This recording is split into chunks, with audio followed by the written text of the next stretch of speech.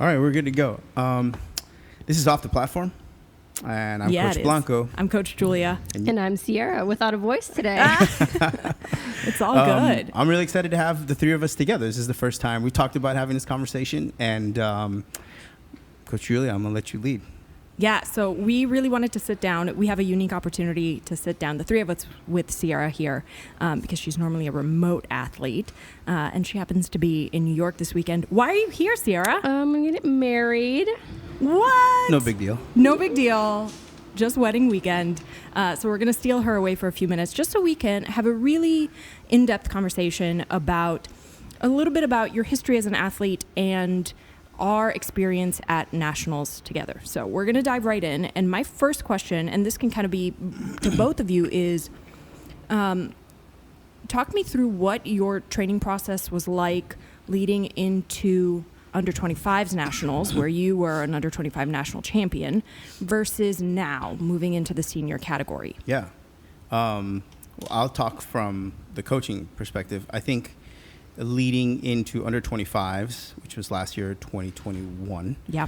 Going into that one, I remember we were, she was looking very prepared. We were leading into also kind of knowing what we were going into. We knew who the field was. We knew we were who competing with. We also had another athlete who was competing in the same session. So I recall, the biggest thing I recall is the night before having a meeting of just talking about doing exactly what we need to do. Like there was no lofty thing. Yeah. And it was a conversation of we're going to work within our ability and we're going to execute and be as successful as we can. And that ended up working out to our advantage. Sierra became a national champion, and not only that, but was best overall lifter in the entire competition, which was another feat. I mean, so that's awesome. two. That's two big ones, and that to me was a special one because I remember at the end of the session, Tony literally walks up to me and says, "I'm really glad we called you." I'll never forget that part. That was a good one. But preparation wise, I would honestly say we were still figuring it out. We didn't have a solidified, this is the best thing for you. We were throwing everything. There was, I can't remember, were we using velocity then? No, we were just dabbling just a little bit here and there. We were really just kind of looking at what worked, what didn't work. Overall now, she's a completely different athlete. But we didn't have any method or specific approach at that time. We were still figuring it out. Got it. She became a national champion anyway. So that's what I recall from the programming and the coaching side of it. Yeah. How about you, Sierra? Yeah, it's a long time ago, but the thing I remember from leading into nationals last year, we did a really long cycle. We did 18 weeks, I think, building into that. And I remember feeling really good about 12 weeks in. And then I remember just crawling to the finish, honestly. Yeah. And that's, we learned a lot from that. And I was like, we just need to shorten up these cycles a little bit or go less intense early so I can survive the end. Yeah. And I just remember feeling, not only physically, but emotionally depleted. Yeah. I was I cannot wait to get out on the other side of this and do nothing. Yeah, yeah. I just didn't have, the sizzle left anymore on that day. I had to really dig down deep for it, honestly. Yeah. So, that lines up pretty good because we were figuring it out. And so, I remember that training cycle being pretty long. But again, I didn't see any signs of it. She didn't tell me I'm dying. Of course. She was just showing up. Well, I think that's why this is so important because oftentimes as athletes, especially as high performing athletes, we like to keep our cards close to our chest, right? So you're well, let me just not show anybody that I'm sweating.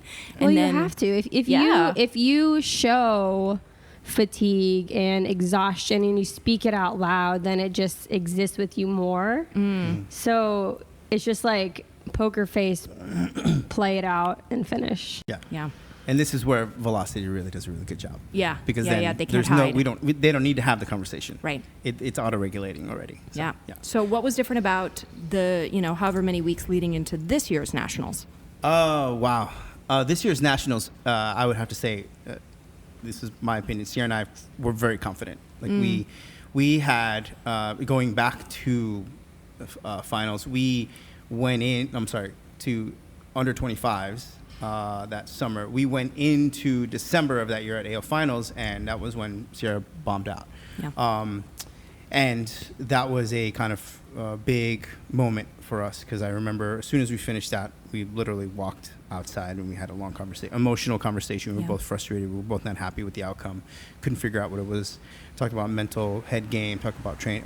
And so I think what it was like 12 hours later, 10 hours later, we were in the training hall, and so we got to action. And I think that was one thing we learned about each other. We're just, let's get back to work. That's one thing that we're both really resilient in that fashion. When we fail, we want to go right to the solution. What can we do about it? And what ended up happening from December until March, we had a tremendous improvement, like a massive improvement, 13 kilo increase overall. It was a massive improvement on a snatch. Wild. And basically that January to March, we found a method that worked. And we used velocity to kind of test and pre-test and then retest to kind of see where we were at, and it functioned tremendously. We just, it was a huge increase. Yeah. And so when we finished that, we were very confident. We had a formula that we felt confident with. We had an approach that we felt confident with. There were still some things we were working on. I think the squat was the biggest one. Like, we had started to experiment with accommodating resistance in bands and continuous velocity. So we were going in to this competition really confident, specifically on the numbers, and with a plan. Like, now we knew a formula that really functioned and worked. Yeah. So that was different for this one. How about you, Sierra? Yes, after the Arnold, I felt so confident in my lifts, and we got to kind of like bring it back down and build back into it. And I mean, there's no excuses. We just had a few more bumps in the road between March and Nationals this year. I didn't get to start out my cycle right away like I wanted to. We didn't.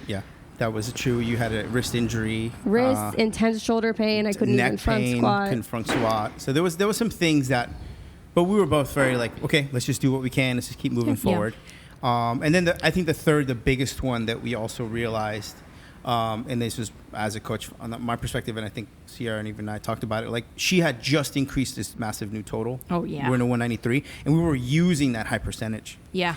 And so, and she was also now, and she wasn't that heavy. I think you were like 60 kilos. And then she was also calorically deficit. Right, because you were cutting to get to 59. So there was like a mix of these things. And again, like, as we were very methodical and we knew, but there were also some variables that were new. Of course. And then we realized, like, oh, wow. I walked away with like 5 huge ones that I'm like, out of the frustration of what happened at Nationals, like, I have to do something about it, because how it culminated, I wasn't satisfied. Sure. And so I saw many things where I can change and adjust, make a plan that is. I'm going to interject really quickly, just because it's possible that there are people watching or listening out there who actually don't know what happened at Nationals, or why are we having this conversation. Sure. So just to clarify, 2021, Sierra was the under 25 national champion. This Nationals did not post a total. So we are here to really dissect where that happens and why various situations happen for athletes in competition. Yeah, this year was, why don't you talk about it? Okay. Or do you want me to talk about it? I mean, training into Nationals was going really good. I mean, I was hitting 90, my numbers. You hit 90, what? Would you hit in about 80? Oh, I hit 87 like a few days prior on Snatch. In the training hall, like, I dumped 90 behind my back the week before. Like, it was all really good. It was all really close. I was hitting my numbers. I was being consistent. I hit 108 on a clean and jerk like 2 times like the 2 weeks before. I was feeling good. I was feeling confident, prepared.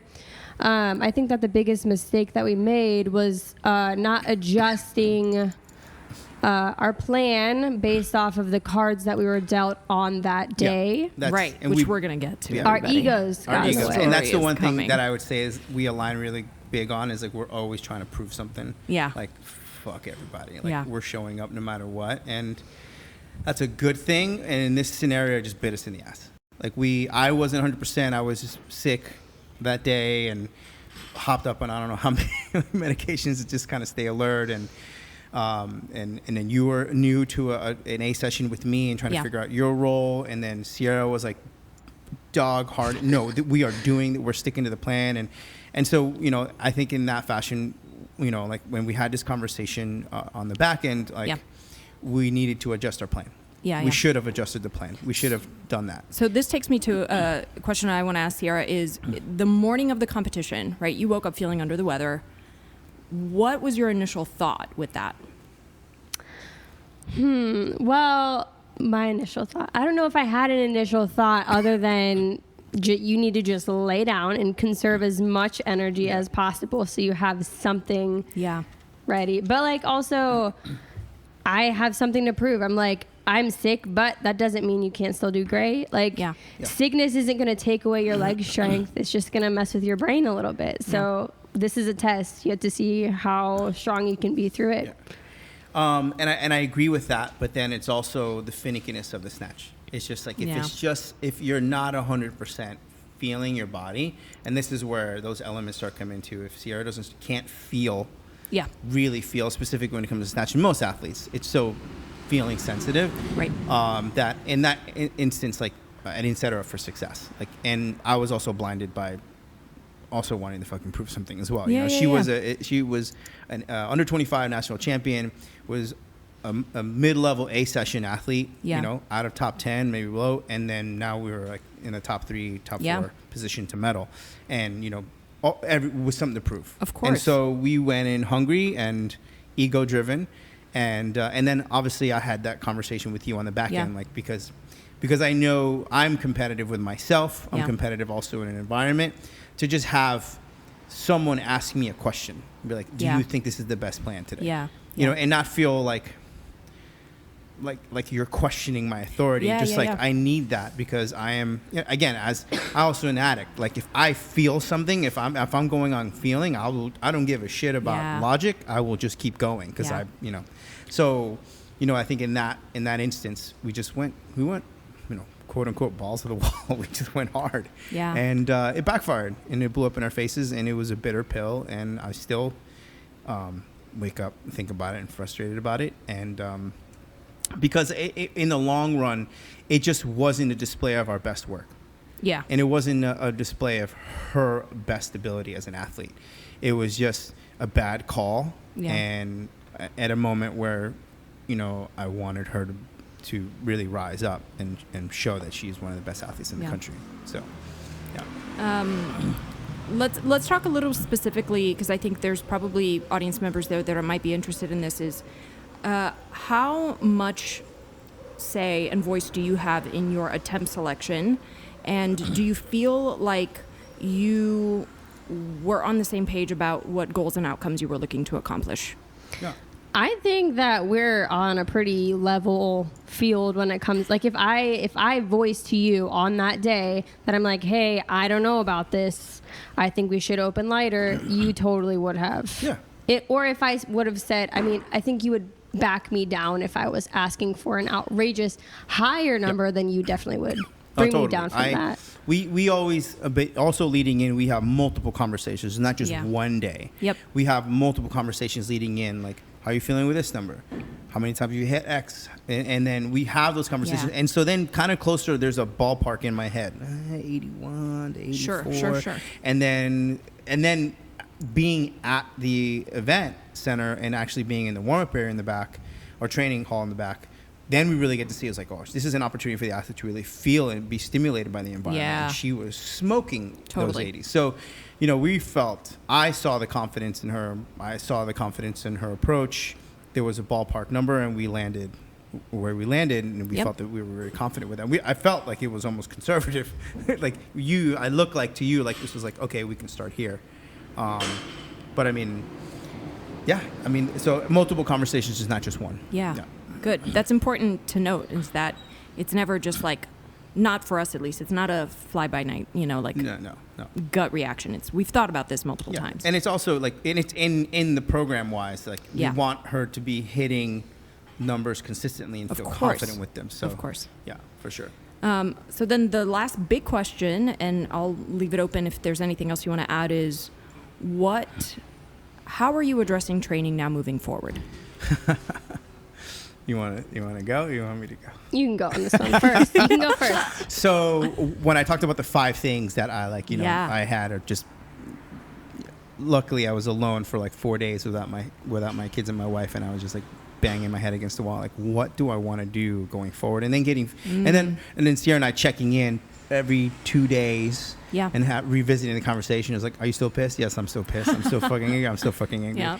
And I came to the realization that we were trying to do a lot of things at once. Yeah. Obviously, because, we get caught up in also, she's an athlete. She's 25, 26. How much time do we have? Where are we? We get caught up in like, oh, we want to get all this done. Yeah. And one of the things that we lacked in the last cycle before going to nationals, we lacked like strength, overall strength. Like Sierra is one of those athletes who is so close, so efficient, and already efficient, so close to their strength numbers. They're beyond it already. They actually lift a percentage a little bit higher than most people. So okay, great. So I knew that we needed to increase some strength. So we started a new approach, and it worked. Like she increased her back squat. You hadn't PR'd in. Nope, hadn't increased my back squat in at least 7 years. Yeah, 7 years. So we found a definite increase, and then it also carried over a little bit in her confidence in those 80 snatches now, because like she was a little bit stronger. Yeah. And so okay, great. But the real deficient one that really took me out from left field was her front squats so low. And we're so close to the front squat number for specifically clean and jerk. And so again, one of the big ones was we have to do all of this work now, like farther away. Yes. We cannot be doing all of it at the same time, because we were trying to, like the example of building the ship as you're going in the same direction. And again, like she's very resilient, and she did a good job of increasing the back squat, and we were trying to do the front squat as we let in. But again, all those things of too close together, lighter weight, getting in competition, So for me, number one, front squat's got to be a priority. Number two, we have to do all of these things way farther out before her training cycle begins. Yeah. The third one was a slower rise, like a much bottom, low, and then end high. Yeah. Because overall, Sierra likes to have a specific feeling with her lifts. And if the feeling isn't quite, then there's that frustration, and then then it doesn't work. I think the fourth one was in my head was a little more testing, like a little bit more, like because we did so well prior with the snatch improvement with actually testing. I want to do more testing, because then it gives us a more realistic. Besides, like, oh, I hit these numbers really well, which is a subjective, and you might hit them. I can also get a specific number of like, are we improving that velocity? Yeah. And does that top end move faster? Because I was doing it with the squats. I was able to see that she was going to PR her back squat, because I saw the potential numbers based on her, velocity, where we would end up. And she did. And she got to the numbers. So I realized like I need to do that for the lifts as well. So that was like another one. So those are my walkaways where I was just like, I have to do these things if we prepare in the future. Yeah, no wasted time for me. Like we can rest, which is good. Like my aches and pains have started to diminish since nationals, which is necessary. Yeah. So we can keep working, but I don't ever want to take 1 month, 2 months, like 3 months where I'm not progressing towards my next goal. Like I don't want it to just be a 12-week work cycle into a competition where I feel like I truly progressed. Right.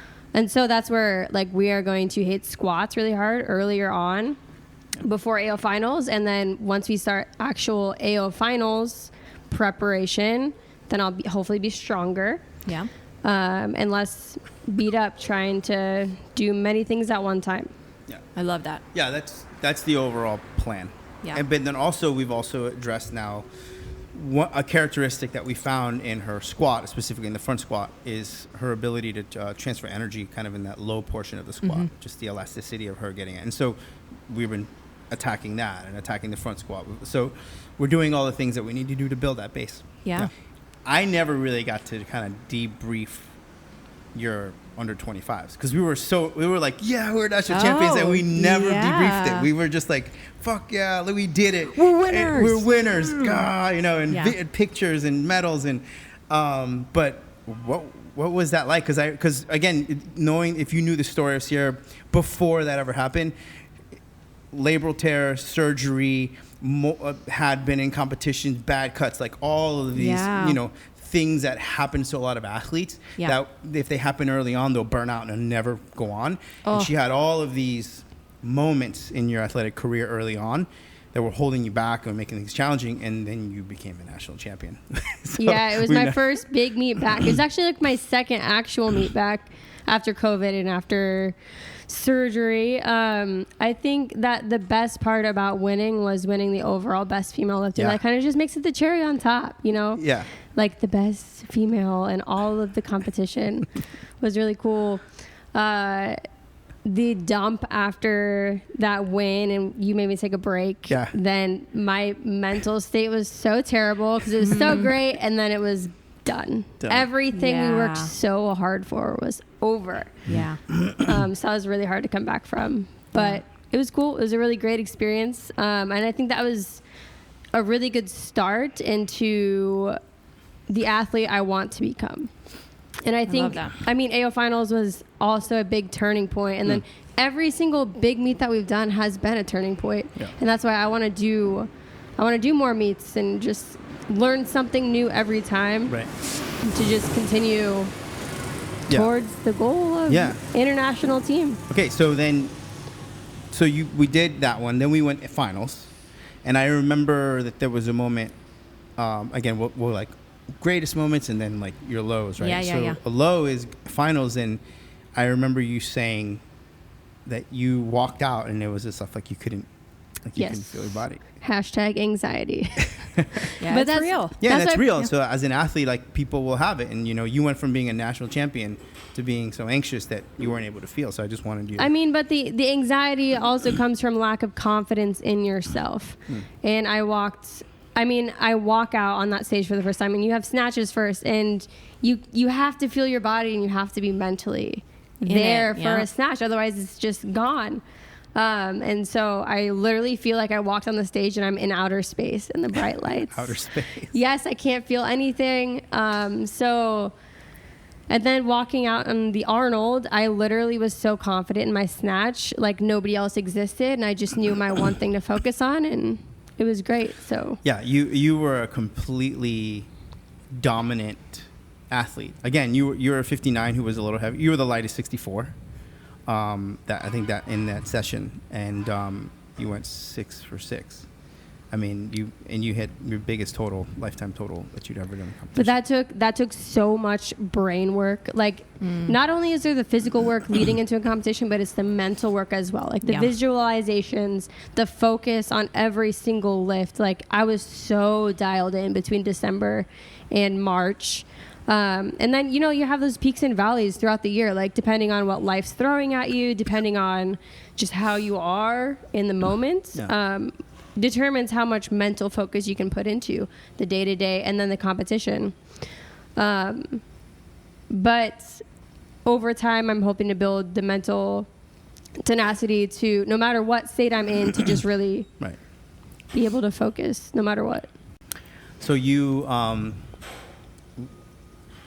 know you're very competitive. So in your mind, because I remember early on, you had a snatch number that you ended up crushing. What was that? You remember before March, like as we were leading in the March, you used to think. I was 85.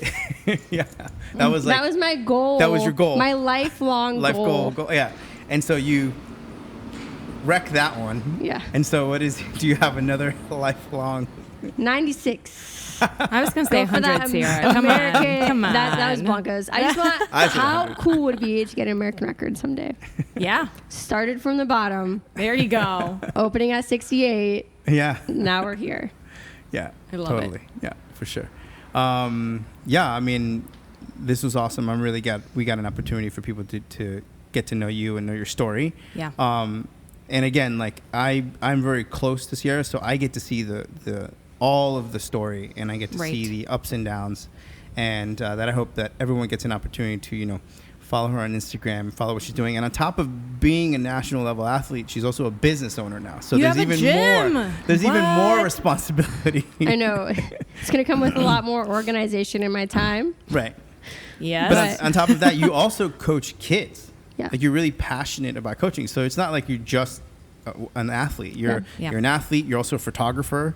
You have your own business. You have a gym. 2 businesses, a 6-year-old, Yeah. and now an almost husband. Almost. What's up, Tony?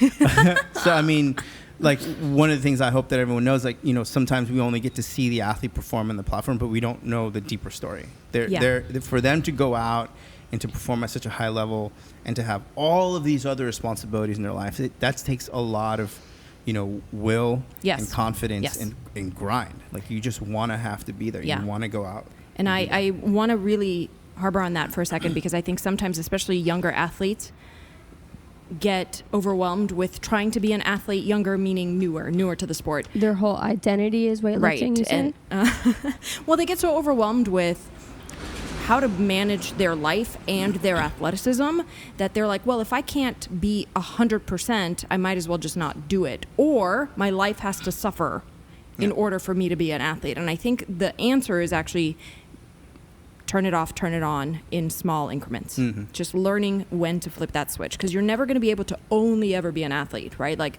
most of us are not going to be Olympians, or you're never going to be able to not be an athlete at all, because that is part of who you are and something that's valuable in your life. So learning when to flip that switch. I feel like that's literally only learned by time, though. Like, you can have somebody tell you that over and over and over again. Totally. But until you go through it, you're never actually going to and then feel you do, like it's and you're gonna like, be oh, okay. this is what I was supposed to do. Yeah, like, you take a month off of weightlifting, like Blanco says, no barbell for 4 weeks. And I'm like, what?